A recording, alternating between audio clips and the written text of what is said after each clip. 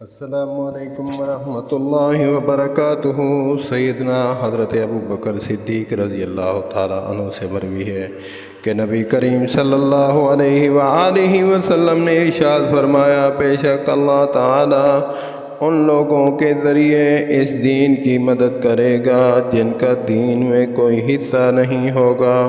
والسلام علیکم ورحمۃ اللہ۔ اللہم صلی علی سیدنا محمد وعلی آل سیدنا محمد وبارک وسلم۔